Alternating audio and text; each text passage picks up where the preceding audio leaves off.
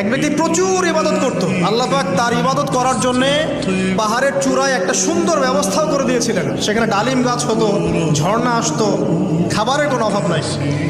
হাদিস এসেছে 500 বছর সে ইবাদত করেছে। কত বছর? কিয়ামতের মাঠে এই ব্যক্তির অবস্থা এমন হবে, তাকে জান্নাতে প্রবেশ করানোর জন্য নিয়ে যেতে বলা হবে যাও আমার রহমতে জান্নাতে চলে যাও। আল্লাহ পাক তাকে এই কথাটা বলবেন, কিন্তু এই ব্যক্তি বলবে আমার আমলের কারণে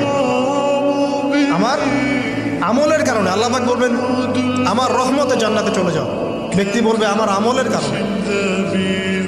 আল্লাহ রাব্বুল আলামিন তখন তাকে দেওয়া সমস্ত নেয়ামতগুলোকে এক পাল্লায় করবেন, আর তার সমস্ত আমলকে আরেক পাল্লায় করবেন। একটা চোখের যে নেয়ামত আল্লাহ পাকের, সমস্ত আমল ও 500 বছরের ইবাদত এতটুকু হয়নি। তারপর তাকে বলা হবে ওকে জাহান্নামে নিয়ে যাও। এবার জাহান্নামে যাওয়ার সময় সে বলবে আল্লাহ তোমার রহমতে আমাকে মাফ করে দাও।